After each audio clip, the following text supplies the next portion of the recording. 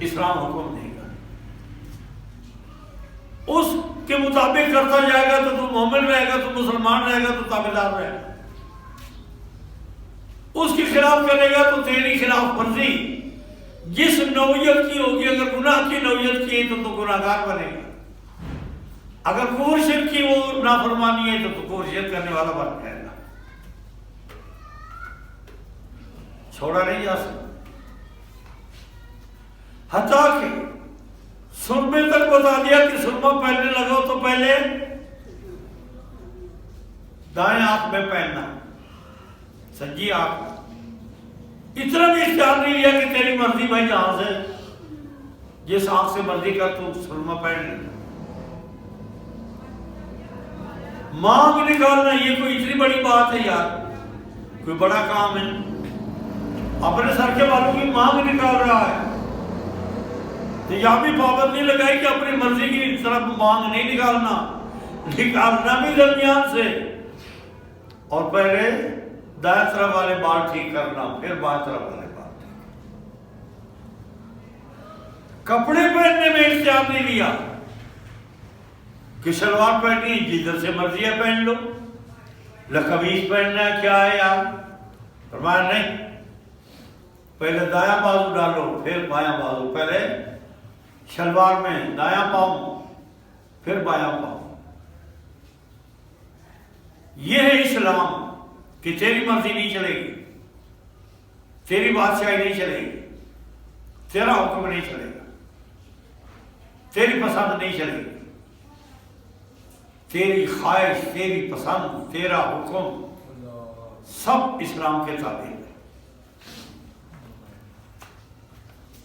اسلام کے نافرمانی پھر قرآن حدیث نے دو بار دو طرح کی بتائی، اگر گناہ کی زمرے کی نافرمانی ہے تو گناہ گار بن جائے گا، اگر کفر شرک کی زمرے کی نافرمانی ہے تو کفر شرک بن جائے گا۔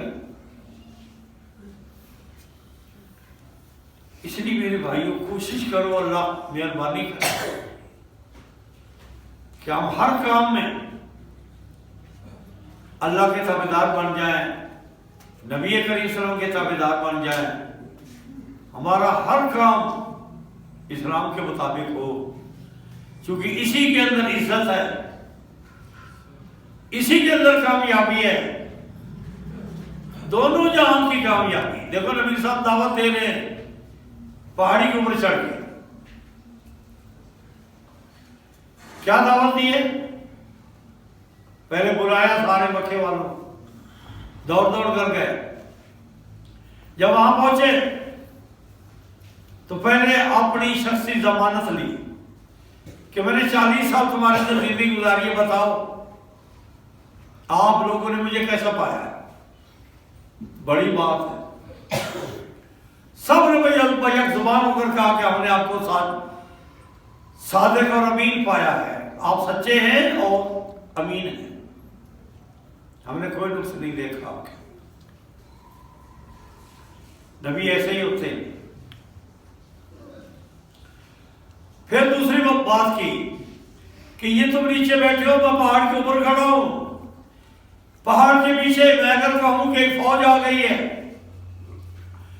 اے عرب والوں، مکے والوں، تمہارے ساتھ لڑنے کے لیے آ گئی ہے، تم نہیں دیکھ رہے، میں دیکھ رہا ہوں، جلدی جاؤ اور تم ہتھیاروں سے لیس ہو کر آ جاؤ دشمن کے ساتھ لڑنے کے لیے۔ کیا جو فوج تم نے دیکھی نہیں، صرف میری زبان پہ اعتبار کر کے میرے کہنے پر کیا تم واقعی مان جاؤ گے اور دوڑ جاؤ گے اور ہتھیاروں سے لیس ہو کر لڑنے کے لیے آ جاؤ گے؟ کہا بالکل، آپ اتنے سچے ہیں کہ آپ کی زبان پر جھوٹ نہیں آ سکتا۔ یہ ساری باتیں کر لی، پھر کہا قولوا لا الہ الا اللہ تفلحوا۔ اگر مجھے اتنا سچا مانتے ہو اور اتنا امین مانتے ہو تو یہ بات بھی غیب کی بات ہے، اور یہ میں کہہ رہا ہوں، میری زبان سے تم سن رہے ہو کہ یہ پڑھ لو اور یہ مان لو اور یہ کرو کہ ساری بدنی، زبانی، مالی عقیدے کی عبادات عمل کی عبادات کے لائق صرف ایک اللہ ہے. پھر حدیثیں پڑھو صرف یہ جملہ کہا لا الہ الا اللہ. آگے محمد رسول اللہ نہیں کہا. کیا کہا؟ قولوا لا الہ الا اللہ. اسی بات پہ آگے کیا کہہ دیا؟ تفلحو.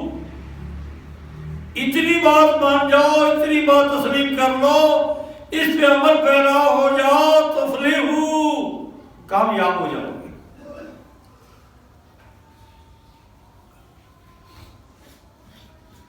آپ حیران ہو رہے ہوں گے کہ کلمہ بھی آتا محمد الرسول اللہ صلی اللہ علیہ وسلم تو منوایا ہی نہیں، صرف فرما رہے ہیں کہ اتنا مان لو اور کامیابی کی ضمانت بھی دے دی.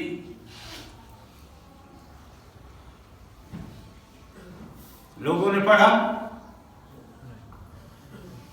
نہیں پڑھا، سارے ناراض ہو گئے، برا بھلا کہتے ہوئے واپس آ گئے. کیوں نہیں پڑھا؟ ارے کون سی مشکل بات تھی؟ ارے کیا اس میں نقصان ہوتا تھا؟ کیوں نہیں پڑھا؟ وہ جانتے تھے کہ اس کا معنی کیا ہے، اس کا مفہوم کیا ہے، اس کا مطلب کیا ہے. ہم نے اگر یہ پڑھ لے تو لا الہ الا اللہ ہو، تو پھر ہم نے جو 360 اپنے مشکل کشا جنرات آتے دستگیر غوث گنجوش بنائے ہوئے ہیں، ان سب کو چھوڑنا ہوگا. پھر یہ سچا اور امین، صادق اور امین جو بات کہے گا وہ ماننی ہوگی، پھر اپنی ساری زندگی بدلنی ہوگی. اس لیے انہوں نے نہیں پڑھا. ہم نے کیوں پڑھ لیا؟ کہ ہم نے صرف الفاظ پڑھنے ہیں اور کوئی بات نہیں ماننی، نہ زندگی بدلنی ہے. وہ صحیح تھے یا ہم صحیح ہیں؟ انکار کیا، کسی مقصد پر انکار کیا، کسی بات پر انکار کیا، ایک سمجھ ایک عقل بندی کا انکار کیا کہ نہ ہم اس پہ چل سکتے ہیں نہ ہم پڑھتے ہیں.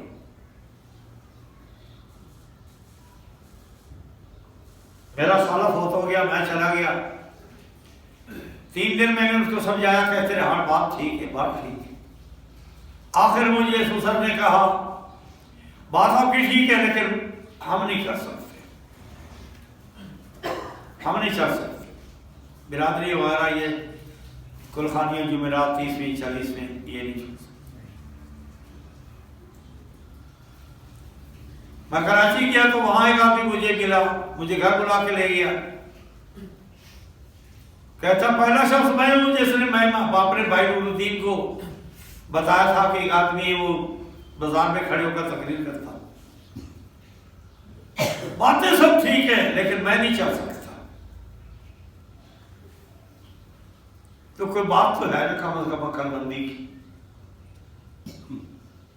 کہ بات ٹھیک ہے لیکن ہم چل نہیں سکتے. انہوں نے کہا آپ صادق امین ہے، جو بات کر رہے ہیں بالکل سچی ہے لیکن ہم چل نہیں سکتے. لیکن یہ کیا ہوا کہ مان بھی دیا، اعلان بھی کر دیا اور پھر کچھ نہ مانا اور کچھ نہ کیا. یہ کیا ہے؟ اس کو کیا کہو گے؟ جسے پوچھو لا الہ الا اللہ محمد الرسول اللہ،